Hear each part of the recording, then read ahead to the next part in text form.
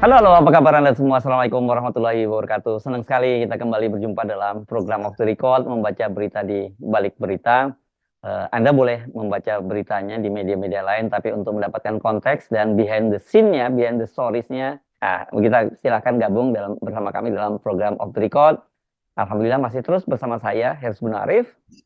Dan saya Agi Beta senang sekali menjumpai Anda kembali.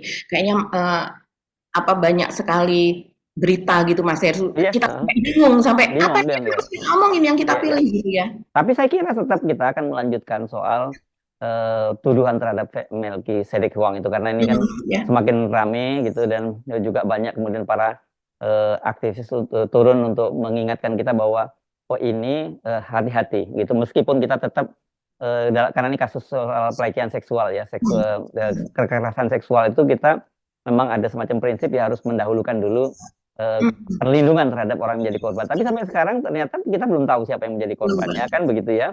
Masih ditangani oleh Satgas di UI yang menangani soal ini dan kemudian Melki juga sampai sekarang dia tidak merasa bingung juga dia dengan tuduhan yang muncul itu. Jadi apakah kemudian ini bagian dari operasi seperti yang kita kemarin bicarakan atau ya memang ada terjadi kasus itu dan apakah kemudian dampaknya terhadap gerakan-gerakan mahasiswa? Saya kira ini yang akan menjadi pertanyaan banyak pihak karena memang gerakan mahasiswa itu mengalami eskalasi dan saya kira ini kalau dibiarkan itu memang bisa membahayakan bagi keinginan rezim untuk memperpanjang kekuasaan. Itu saya usul satu itu topik dan yang kedua topik ini nggak boleh dianggap main-main juga karena ini kelihatannya tim Prabowo Sandi blunder lagi. Prabowo Gibran. Nah ini kebiasaan saya nggak tahu apakah di top of mind saya itu nggak ada Gibran sebagai calon presiden atau apa gitu ya. Prabowo Gibran begitu ya. Ini Pak Zulkifli Hasan ini ketika dia pidato sebagai Menteri Perdagangan di Asosiasi Pedagang Pasar seluruh Indonesia gitu. Tapi kelihatannya Pak asosiasi ini sekarang afiliasinya jelas ke Pak Prabowo karena ketua umum dari APSI ini adalah Sudaryono ya. Sudaryono ini adalah salah satu kader Gerindra dan inner circle-nya Pak Prabowo gitu. Nah, pidatonya Pak Zulkifli Hasan itu dianggap melecehkan karena mempermainkan soal sholat ini kaitannya dengan bacaan amin gitu. Tapi tidak berhenti pada bacaan amin juga Pak Zulkifli Hasan itu menyatakan bahwa kita tahiyat itu ketika ketika baca syahadat gitu tidak begini tapi saking cintanya pendukungnya Pak 02 itu begini sekarang katanya. Nah, ini kan dianggap merupakan penghinaan dan saya kira ini kalau tidak dikelola ini blunder-blunder ini akan dampaknya sangat serius terhadap pasangan Prabowo Gibran gitu. Yang lain di luar itu apa Mbak Agi? Iya ya, mungkin kalau yang terakhir itu tadi kita memang sebelumnya sempat ada yang ingin menggoreng itu Mas Hersu ya, pertemuan antara Ustadz Abdul Somad dengan Pak Anies kan yang ada di Riau yang menginap di sana dan kemudian juga memang membicarakan masalah itu. Mereka berbicaranya mungkin tidak seperti Pak Zulkifli Hasan ya. Beda. Justru mereka menempatkan secara proporsional Betul, artinya yang saya beda begitu. ya. Mereka mencoba dalam tanda petik apa ya kalau bahasanya Gibran senyumin aja orang-orang yang nyinyir gitu. Itu beda sekali. Iya, beda sekali dengan yang ini sehingga yang Zulhas ini kemudian tiba-tiba menjadi rame begitu kan Mas Heru. Udah mulai sejak tadi sore ya, karena memang acaranya itu kemarin pagi. Jadi acaranya kemarin pagi. Jadi itu sudah kemarin ya acaranya malah ya? Iya kemarin hari Selasa pagi ya, Selasa pagi menjelang siang di Semarang acaranya ya. Jadi kemudian sore mulai rame ketika ada yang mulai mengunggah potongan-potongannya di sosial media. Tapi saya kemudian coba telusuri dan ketemu memang itu di TV Garuda TV ya. Itu punya Gerindra gitu yang sekarang juga menjadi salah satu TV official untuk penyelenggaraan pemilu debat kandidat di KPU gitu. Yang saya usul dua topik itu, kalau ada topik yang lain apa nih Mbak yang topik yang lain ini adalah soal food estate nih Mas Hersu. Jadi saat ini kan ini memang food estate ini yang banyak disorot. Sebetulnya food estate kan ada yang menjadi wilayahnya Kementerian Pertahanan, ada yang menjadi wilayahnya Kementerian Pertanian begitu kan. Yang paling terkenal food estate di bawahnya Pak Prabowo itu yang ada di Gunung Mas di Kalimantan Tengah gitu. Dan kemudian ini memang belakangan sekitar 2 pekan belakangan ini menjadi rame begitu karena di lokasi tersebut sekarang sudah ditanami jagung, begitu makan Mas. Sudah ditanami jagung dan kita tahu jagung itu kan usianya tidak sampai 3 bulan begitu ya. Dan kemudian kebetulan pekerja yang ada di lokasi itu polos begitu ya, ketika didatangi oleh media dan sebagainya, mereka mengatakan ya bahwa ini nanti akan dipanen rencananya, mungkin Pak Jokowi juga akan datang pertengahan Januari dan sebagainya. Food Estate Singkong di lahan seluas kurang lebih 670 hektar belum terlihat sama sekali. Kini, lahan tersebut justru ditanami komoditas jagung. Tanaman jagung itu terlihat tumbuh subur dalam polybag dan diprediksi Januari 2024 sudah bisa dipanen. Syarifuddin, selaku perwakilan Badan Standarisasi Instrumen Pertanian atau BSIP bidang Serenia mengatakan, beberapa lahan memang sudah ditanami jagung. Itu dilakukan sebagai bentuk rehabilitasi lahan. Ia menyebut, jagung yang ditanam pada uji coba itu merupakan varietas lamuru. Ada 2 hingga 3 hektar lahan bertempat di Blok 65 yang telah ditumbuhi jagung. Sementara yang dalam proses penanaman seluas 4 hektar. Ini kan kemarin kan ada isu apa gitu, makanya Kementerian Pertanian melalui BSIP itu mencanangkan program ini. Bagaimanalah kita buktikan bahwa lahan yang seperti ini bisalah ini dengan teknologi apa yang bisa dimasukkan di sini sehingga bisalah dinampakkan bahwa lahan seperti ini bisa ditanami jagung gitu. Oke. Pak, ini kan dulunya awalnya singkong Pak ya, karena nggak berkembang, karena terus direhabilitasi oleh Kementan gitu ya Pak? Ya, ini tahap coba-coba saja dulu. Coba bagaimana. Karena ini unsur haranya sedikit Pak, Bapak menggunakan apa Pak metodenya Pak? Dipakaikan apa Pak? Ya, ini kebanyakan kita pakai ini aja Mas, pupuk kandang, kita siapkan bahan organik yang ada di sini karena organiknya tidak ada, ya kita harus datangkan organik. Nah, yang mana itu ya kita menggunakan pupuk kompos, pupuk kandang supaya akarnya itu mengikat. Kalau cuma pasir dia tidak akan mengikat. Kapan hujan runtuh lagi. Ini jadi juga, kita datangkan dari luar ya, kompos itu tanah subur sebenarnya. Harus itu Pak. Kalau kita andalkan pasir tidak akan ini, tidak akan berkembang. Oke. BSIP datang ke Kalteng sejak bulan September dan mulai mengurusi penanaman jagung. Sementara itu, salah satu tenaga teknis lapangan menyebut ia didatangkan dari Jawa untuk mengelola lahan tersebut agar bisa ditumbuhi jagung. Nanti satu periode ini nanti bagus, mungkin bisa dilanjut. Jadi istilahnya uji coba Pak. Uji coba. Oke. Tanah-tanahnya ini dari mana Pak? Kalau boleh tahu Pak? Ini kan asalnya tanah di sini. Kemudian waktu digerus diinggirkan, gitu gundukan-gundukan, lalu dibuat untuk mencampur pupuk bogasi atau dari tai sapi, dari kotoran sapi. Saya hanya didatangkan di sini untuk jagung, untuk tanaman jagung ini, karena saya kan dari Jawa. Di sana memang saya spesialis petani jagung. Jadi dikatakannya perkiraan ada 50 hektar yang akan digunakan untuk ditanami jagung. Saat ini yang sudah ditanam berusia 1 bulan. Penanaman ini masih akan dilihat hasilnya. Bila bagus, maka program akan dilanjutkan. Pada momen tersebut, mantan Wakil Gubernur Kalteng periode 2016 hingga 2020, Habib Ismail juga berkunjung ke kawasan Food Estate untuk melihat progres pengelolaan lahan tersebut. Dan kita kemudian tahu begitu ya Mas Hersu, ini arahnya kemana begitu, karena ini memang food estate ini kan menjadi salah satu kelemahan dari Pak Prabowo yang sering sekali disinggung oleh lawannya begitu, atau orang untuk melihat kinerja Pak Prabowo itu salah satu tolak ukurnya adalah itu begitu.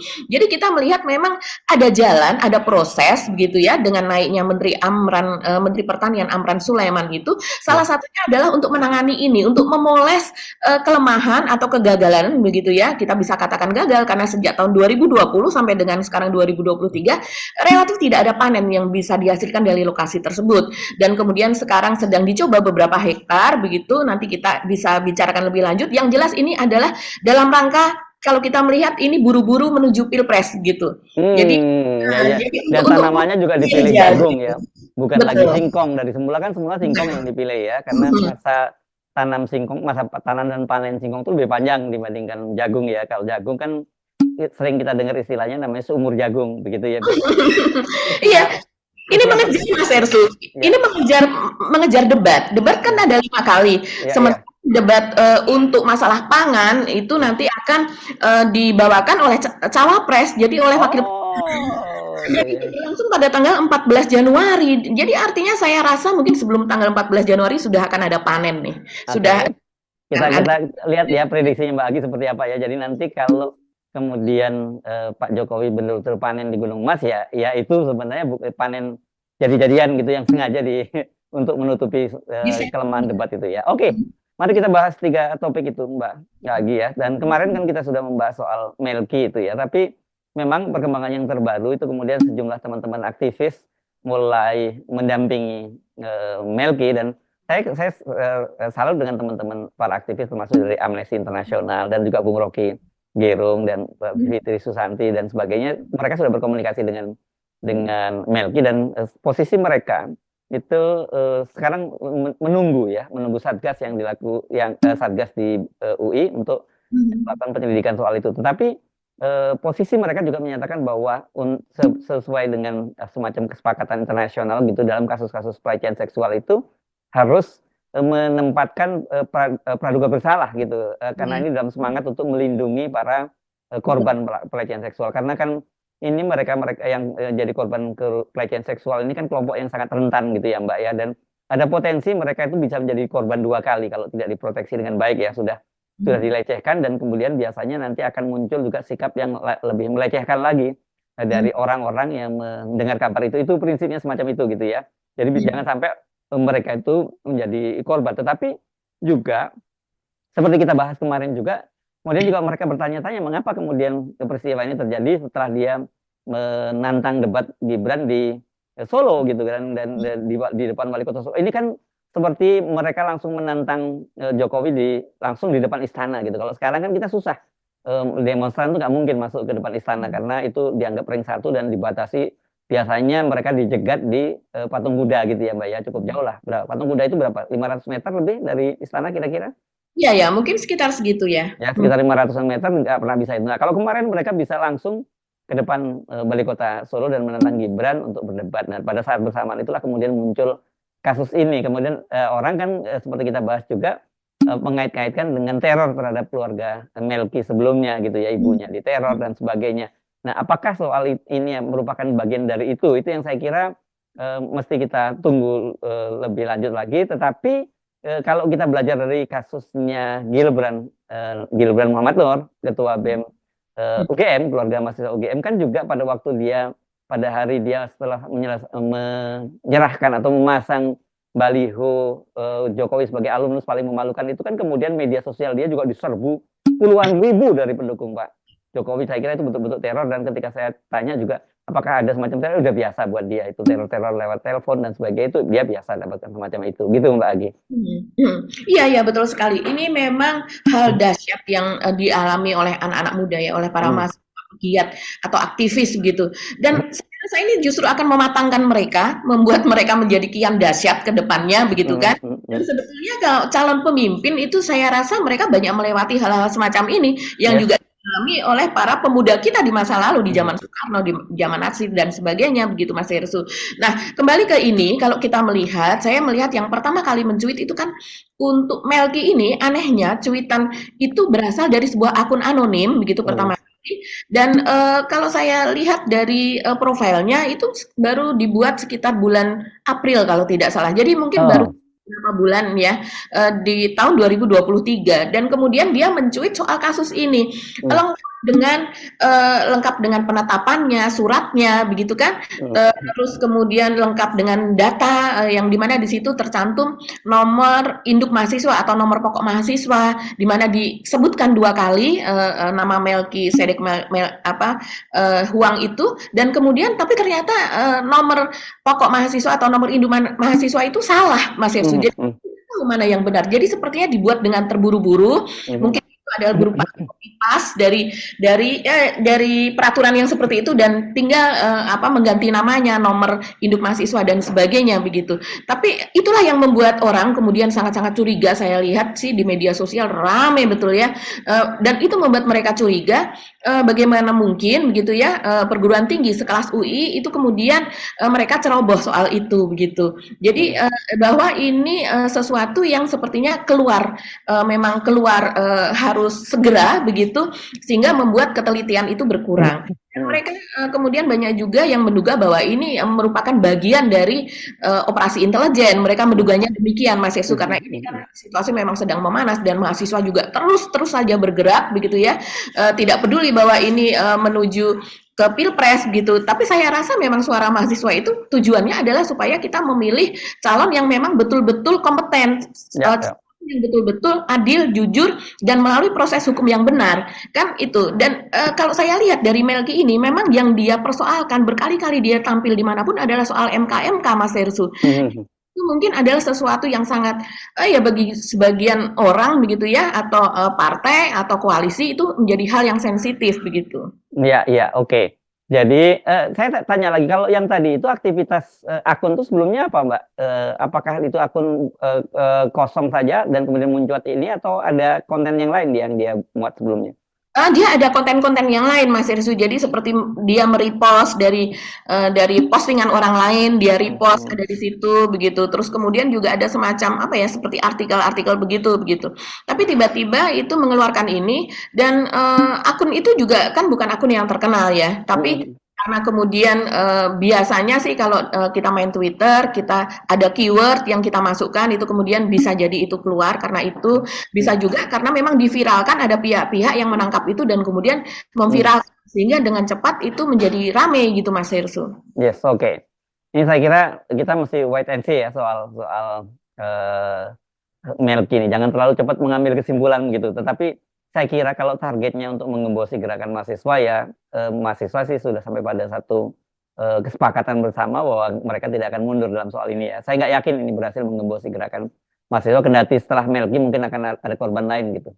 Iya, betul sekali. Dan itu juga yang dikatakan oleh, saya lihat sebagai teman-teman Melki begitu ya, karena seperti itu dari mahasiswa yang lain yang sepertinya walaupun mereka ada yang mengatakan bahwa ya ikut prihatin dengan yang dikatakan Melki, saya rasa ada narasi-narasi yang dia adalah kawan dekat gitu, tapi ada juga dari berbagai akun begitu yang sepertinya mungkin anak-anak muda juga. Kalau saya kemudian telusuri akun itu isinya memang sebagian besar ada sepertinya Gen Z ya, mungkin seusia dengan Melki gitu, Mas Hersu. Dan mereka banyak juga yang memperingatkan kepada Gabriel Muhammad Nur ya, Gilbran Muhammad Nur.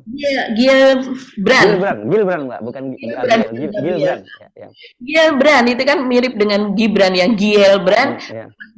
Dan memperingatkan bahwa dia harus berhati-hati karena barangkali dia nanti akan menjadi target yang berikutnya begitu.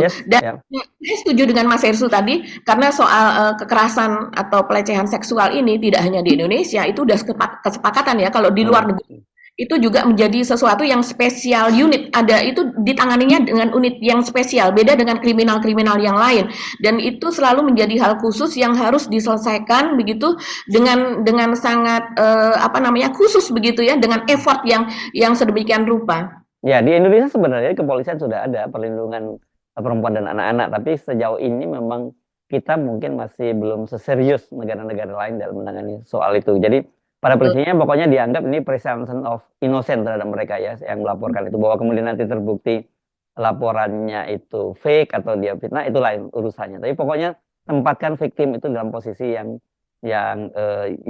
terlindungi. Dan saya kira kalau dari perbincangan yang saya simak dari penjelasan dari teman-teman yang berkomunikasi dengan Melki menyadari soal itu, dia sepakat dengan soal itu. Jadi dia tidak menjadi persoalan dan siap menghadapi soal itu. Oke. Kita tinggalkan soal Melki, yang saya kira nanti Pak Zul ini saya belum bisa mengukur dampaknya, tapi kalau sentimen agama begini biasanya menjadi sangat sensitif loh, Mbak ya. Kita tentu ingat kasusnya Ahok misalnya, Al-Maidah dan sebagainya. Hanya saja mungkin kasusnya berbeda karena kemarin Ahok itu kan dia non muslim, tapi dalam soal ini Pak Zulkifli Hasan kan Muslim juga, dan dia juga Ketua Umum Partai Amanat Nasional. Tapi saya kira ini kan bukan eranya, ini masanya masa kampanye. Pasti juga selain memang ada yang merasa betul-betul itu dianggap murni ketersinggungan karena persoalan ritual agama kok dipermainkan, tetapi ini pasti akan ramai diamplifikasi karena ini pada tahun politik gitu loh.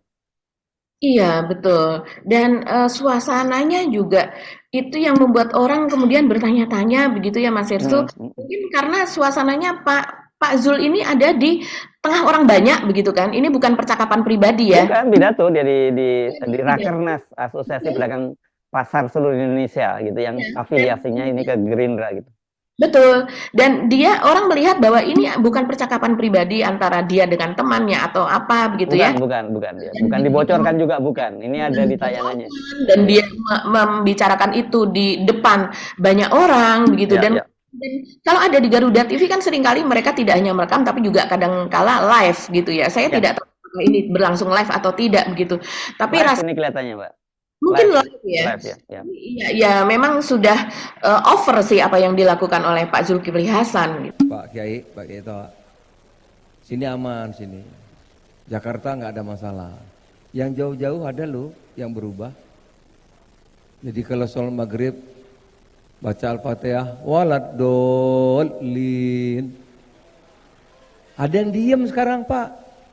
Ada yang diem sekarang. Ada Pak sekarang diem. Loh, kok nggak ada? Ada yang diem sekarang banyak. Saking cintanya sama Pak Prabowo itu. Ya kan? Itu kalau tahiyatul akhir Pak Yai, kan gini Pak Yai.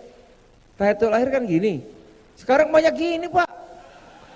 Banyak gini. Itu Pak, teman-teman begitu Pak. Saking apa itu ya? Gitu. Ya Pak Yai ya. Alhamdulillah sini enggak ya. Nah, ini kalau memang kemudian bisa bisa berlanjut, ini bisa jadi blunder baru lagi. Jadi ya agak susah kalau sudah semakin mendekati pemilihan gitu, terus kemudian blunder-blunder terjadi terus menerus seperti ini ya, karena orang kemudian mengkaitkan sebenarnya dengan sebelumnya Absam Sulfat, kemudian terus Pak Prabowo soal debatnya, bukan debatnya sebenarnya yang kemudian lebih menggegerkan karena bocornya video ketika di Rakornas Partai Gerindra, dan sekarang Pak Zulkifli Hasan. Saya kira ini memang ya namanya kalau sudah, ini bukan musibah ya, ini kalau dalam olahraga disebut unforced error kan Mbak ya, kalau dalam pertandingan kayak tenis atau tenis meja begitu ya, kesalahan yang dibuat oleh diri sendiri yang membuat pemain lawan itu mendapatkan poin. Itu kan yang terjadi sekarang ini ya. Iya betul. Jadi gol ke gawang sendiri begitu ya. Ya, gol bunuh diri juga bisa seperti itu sebutnya kalau dalam sepak bola ya. Iya. Saya melihat karakter dari Pak Zul ini beberapa kali dia misalnya menemui pedagang pasar itu kan juga suka agak-agak error gitu ya. Tidak. Error gimana tuh? Saya lupa tepatnya. Jadi saya tidak berani ulangi, takut tidak pas gitu ya kalimatnya begitu. Tapi itu memang pernah terjadi Mas Irsu, dan orang juga mempertanyakan begitu. Kok gitu sih tanggapannya gitu. Padahal pedagang itu kan mungkin dalam seumur hidup hanya akan ada kesempatan bertemu dengan menteri itu ya sekali itu saja. Jadi ketika mereka berbicara tentu ingin ditanggapi dengan serius gitu, bukan dengan candaan atau malah ngeles gitu Mas Irsu. Nah, saya nggak ngerti ya apa maksud dari Pak Zulkifli Hasan. Apakah hanya untuk mencairkan suasana? Itu dia. Ya, begitu ya. Karena tidak tepat gitu. Iya. Dia memang kalau saya cermati sepanjang 20 menit pidatonya itu ya semuanya itu endorsement kepada Pak Prabowo, padahal dia hadir sebagai Menteri Perdagangan dan tidak pada tempatnya dia melakukan semacam itu gitu ya. Itu bahasanya kita paham lah karena dia sambil bercanda-bercanda dan sebagainya, dan saya kira kemudian karena keasikan bercanda dan dia merasa di lingkungan sendiri terus kemudian jadi kebablasan. Karena saya nilai ini cukup kebablasan Pak Zul kemudian membuat itu tadi yang tahiyatnya, bahwa itu kemudian dua-dua karena saking cintanya pada Pak Prabowo. Orang itu kan sebenarnya kan kalau dalam sholat Islam itu ya, itu kan adalah satu momen di mana kita itu bertemu dengan Sang Khalik gitu ya Mbak ya, biasanya full kita konsentrasi di situ, dan kemudian kan orang disebut sholat yang khusyuk dan sebagainya. Dan saya pernah teringat juga ada yang mengingatkan bahwa bukan khusyuk itu bukan berarti kemudian tidak ingat sama sekali yang hal-hal yang lain, tetapi khusyuk itu tentu kita berusaha bahwa tetap berkomunikasi dengan Allah Subhanahu wa taala untuk orang Islam, Tapi kalau kemudian mengkaitkan itu dengan kecintaannya pada Pak Prabowo sampai kemudian dia mengganti tahiyatnya, tangannya satu, tunjuknya satu, kemudian jadi dua, kan menurut saya ini berlebihan lah gitu. Saya kira itu tidak akan terjadi. Sama seperti kita sebutkan kemarin, kan sekarang malah justru di TKN, orang seperti sekretaris TKN, Nusron Wahid menyatakan jangan, nggak perlu diganti amin dengan qabul, tapi malah harus dilengkapi dengan amin ya robbal alamin. Gitu kan sebenarnya, itu kan jauh lebih elegan sebenarnya cara seperti itu kan gitu. Iya betul. Jadi memang di TKN sekarang, sebelumnya sih tanggal 13 November kalau saya lihat ya, itu sudah lebih dulu dikatakan oleh Kaisang pada sebuah pertemuan relawan Sumatera Utara tuh di Medan. Ketika itu dia mengatakan sesuatu dan kemudian relawan menyambut dengan amin gitu, dan dia mengatakan ya sekarang aminnya diteruskan supaya asosiasinya itu tidak ke sana. Jadi diteruskan menjadi amin ya robbal alamin begitu. Jadi itu juga mungkin sudah percakapan di dalam TKN mungkin ya Mas Hersu. Iya. Karena tentu tidak akan menguntungkan kalau kemudian mereka menjadi qabul gitu. Itu pasti akan juga menimbulkan antipati dari kalangan Islam ya. Dan karena itu saya kira itu disadari oleh mereka begitu ya. Nah, ini tapi Pak Zulkifli Hasan ini yang berlebihan. Tapi mari kita tunggu reaksinya seperti apa. Tapi saya menduga bahwa ini pasti akan jadi berita yang ramai. Selain tentu saja ada yang menggorengnya nantinya, tapi menurut saya tetap saja bahwa ini tanpa digoreng pun, tanpa ada di tahun politik pun, ini akan jadi persoalan juga begitu loh. Iya, Pak Zulkifli kepleset. Iya. Masa yang seperti ini begitu. Iya, beliau kan tahu sebenarnya masuk kalau pasar tradisional kan banyak yang masih becek, jadi mesti hati-hati jalan karena ini dengan asosiasi pedagang pasar dia mainnya. Oke, kita pindah ke topik yang saya kira tadi itu lucu, tapi ini serius saya kira ya, soal kabar bahwa kemudian food estate di Kalimantan Tengah itu di Gunung Mas itu yang paling banyak sorotan kan Mbak ya. Kemarin bagaimana foto-foto yang diedarkan oleh Walhi maupun Greenpeace, kan kita bisa melihat bagaimana hutan-hutan yang tadinya lebat jadi gundul semua dan kemudian tidak ada tanaman sama sekali. Dan Pak Basuki kalau nggak salah pada waktu itu menyatakan bukan gagal, tapi tidak ada tenaga kerjanya, tidak ada petaninya di sana. Kalau nggak salah begitu ya waktu itu Pak Basuki menyatakan ya. Iya, pernah Pak Basuki mengatakan begitu, karena mungkin dia paham ya Mas Hersu, bahwa soal pertanian itu adalah soal turun-temurun begitu, soal habit, soal budaya gitu, ada hubungannya dengan itu, bahkan ritual-ritualnya juga sebetulnya kan ada. Jadi di lokasi di Gunung Mas itu adalah masih berupa hutan lebat begitulah ya, sebelum kemudian sekarang menjadi wilayah terbuka begitu, berupa tanah terbuka sepanjang kalau saya melihat catatan begitu dari Tempo dan sebagainya itu sekitar 600 hektar. Nah, masyarakat sekitar begitu kan, ini masyarakat Hindu ya, Hindu kalau daerah situ Hindu Kahayan atau Karinga, saya lupa begitu. Jadi ini masyarakat sekitar itu mereka melakukan bertanam di dalam hutan begitu Mas Hersu. Jadi wanatani atau apa begitu istilahnya kalau yang di hutan itu. Jadi mereka memang tidak sehari-hari ada di dalam hutan biasanya. Kalau yang saya kebetulan pernah ke daerah ini, ke Kalimantan Tengah ini, dan di sana mereka biasanya misalnya menanam cabai, mereka menanam terong misalnya seperti itu Mas Hersu, dan mereka kadang hanya seminggu sekali itu datang. Ada juga tanaman yang hanya 2 minggu sekali datang, satu bulan datang begitu. Jadi memang pola pertanian seperti itu, dan itu dilakukan di bawah teduhan pepohonan itu tadi.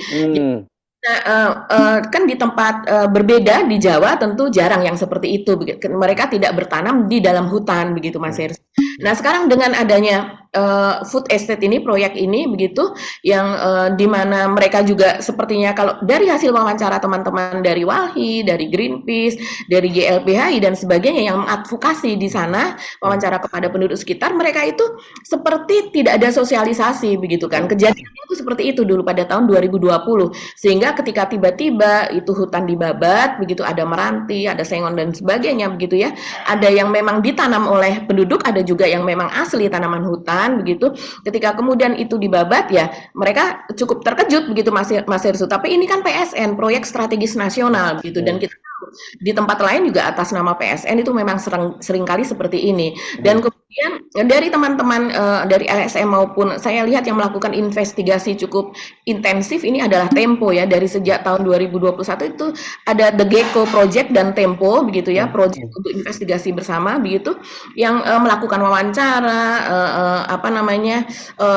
untuk dokumentasi apa dan sebagainya, film, video apa kita bisa menemukan banyak di YouTube itu hasilnya Mas Hersu. Dan sekarang ini di lokasi yang seringkali disebut sebagai proyek food estate yang gagal, ini kan kalau di Gunung Mas, di sana ada 3 kabupaten, Kabupaten Kapuas, Gunung Mas, dan Pulau Pisang, bukan Pulau Pisang, ada satu lagi, ada satu kabupaten lagi begitu. Dan kemudian yang sangat intensif ini dilakukan di Gunung Mas, dan ini adalah di wilayah food estate-nya Pak Prabowo, Kemenhan. Dan di situ memang perintahnya dari Pak Jokowi begitu, Pak Prabowo ini memang mengelola daerah Kalimantan. Kalimantan kan masih ada di Sumatera, ada di NTT, juga ada di Papua. Tapi memang yang paling terkenal ini adalah yang di Gunung Mas ini, Mas Hersu. Nah, selama ini memang seringkali ini menjadi kerikil gitu kan Mas Hersu bagi Pak Prabowo, karena di DPR maupun kemudian di berbagai tulisan dengan wartawan dan sebagainya, saya rasa nanti ketika akan ada debat gitu yang temanya adalah food, pangan, pertanian, agrowisata, agronomi dan sebagainya begitu ya, pertanyaan ini pasti akan muncul begitu. Dan kalau jadwal dari debat tersebut gitu, justru ini akan muncul di debat cawapres cawapres kedua. Oh ya. Cawapres yang kedua begitu. Jadi mungkin tanggal 14 Januari kalau lihat jadwalnya dan tidak diganti begitu ya. Dan itu temanya adalah pangan ini gitu Mas Hersu. Dan itu akan muncul saya rasa seperti halnya kemarin Pak Prabowo ketika membawakan HAM, hukum, pemerintahan dan sebagainya, itu kan pertanyaan tentang HAM muncul begitu. Jadi saat ini ada sebuah tulisan itu dari Made Supriyatna begitu yang sangat viral, mungkin di WA teman-teman juga sudah membaca. Itu yang membicarakan masalah ini juga. Ya. Jadi bahwa ini apapun akan dikerjakan untuk memoles kinerja dari Pak Prabowo itu tadi begitu. Fokusnya adalah Pak Jokowi adalah berusaha merehabilitasi atau berusaha proyek yang memang terbengkalai itu tadi, terus kemudian berhasil ditanami, berhasil menghasilkan produk pangan begitu kan. Nah, kalau kita melihat kronologisnya, ini Pak Amran Sulaiman kan dilantik pada tanggal 25 Oktober 2023 lalu Mas Hersu. Kita lihat kalau seandainya di tempat itu walaupun nanti dengan perlakuan ya memang tanah di situ kan pH-nya sekitar 4 katanya si Mas Hersu. Sementara kalau yang kita tahu yang layak untuk ditanami ya sekitar 6 lah, 6 ke atas, 6,5 begitu ya. Nah, untuk pH ini tentu memerlukan perlakuan khusus begitu. Ada teman saya yang di Gunung Kidul itu juga seperti itu, tapi dia membuat percobaan, dia akhirnya bisa menanami tanaman buah naga tuh di situ dengan berbagai macam perlakuan sehingga pH-nya sesuai. Nah, khusus untuk di Kalimantan ini banyak ahli mengatakan bahwa itu memerlukan banyak kapur dolomit yaitu untuk menaikkan pH itu tadi. Nah, tapi tentu tidak bisa kalau ada perlakuan itu pun langsung bisa ditanami saat itu juga, apalagi berhektar-hektar begitu Mas Hersu. Jadi saat ini yang terjadi sekitar 1 pekan yang lalu begitu ya, dua pekan sebelumnya begitu ada media begitu yang mendatangi wilayah tersebut dan kemudian mendapatkan cerita begitu dari mereka yang mengerjakan lokasi food estate ini bahwa mereka sekarang sedang menanami, berusaha dengan jagung dan itu tumbuh begitu ya. Cukup besar begitu, tapi ternyata kelihatan bahwa itu ditanam di polybag. Oke. Gede banget kan, lahannya luas banget kan Mbak ya? Iya, tapi ini mungkin nanti untuk percobaan ini Mas Hersu hanya beberapa hektar saja, mungkin sekitar 3 sampai 4 hektar saja. Nah, kita dari broadcast kita tahu lah teknik kamera, kita tidak akan menggunakan drone dengan kemudian luasan yang seperti itu sehingga yang ditanami tampak kecil kan itu bisa kita kemudian padatkan gitu ya kalau Iya. gitu. Oke. Jadi kita bisa melihat ini bahwa tugas dari Pak Amran Sulaiman itu salah satunya. Dia pun mengatakan, dia ketika berkunjung di lokasi dia mengatakan bahwa ini ketika saya dilantik tanggal 25 Oktober, saya langsung memerintahkan supaya ini segera ditanami di sini. Dan kemudian setelah dilakukan observasi, akhirnya tanaman yang paling cocok dan bisa memungkinkan itu untuk dipanen dalam waktu cepat itu adalah jagung. Nah, kita tunggu saja. Apakah nanti tanggal 14 Januari jagung ini sudah dipanen oleh Pak Jokowi sehingga memberi kesan bahwa enggak salah-salah amat, enggak gagal-gagal amat kok, ini food estate masih bisa ditanami begitu. Iya, abrakadabra lah ini ya. Tapi saya kira teman-teman aktivis lingkungan dan juga media di sana pasti mengintai sebelum panen dan pasca panen gitu. Apa yang terjadi? Rame ini Mas Hersu, sudah rame sebetulnya. Kalau kita melihat akun dari Greenpeace, akun dari Walhi, begitu ya, juga LSM lingkungan yang lokal di sana, ini sudah rame. Mereka sudah tahu bahwa ini dalam rangka supaya elektoral tidak tergerus gitu kan. Kalau kita lihat kan selama ini kita tadi bilang bahwa Pak Prabowo sering melakukan gol bunuh diri, Gibran juga melakukan gol bunuh diri, terus kemudian Romah Hurmuzi mengatakan bahwa apapun akan dilakukan ini gitu. Jadi memang di segala lini itu semuanya itu untuk mendukung Prabowo Gibran ini supaya untuk pemilu, maka segala polesan-polesan itu pasti akan terjadi gitu. Oke, Mbak Agi, saking menarik ini ya, nggak sabar nunggu debat tanggal 22. Oke, kita akhiri perbincangan kita kali ini Mbak Agi ya. Sampai ketemu lagi besok hari Kamis ya, kita akan ketemu lagi dan seperti biasa terima kasih atas support Anda, doa terbaik kami untuk Anda semua. Tetap semangat, terus mengawal perubahan-perubahan dan juga jangan pernah berhenti mencintai Indonesia. Saya Harus Bin Arif. Dan saya Egbeta, terima kasih atas perhatian Anda. Tetap salam 0%. 0%. Warahmatullahi wabarakatuh. Assalamualaikum warahmatullahi wabarakatuh.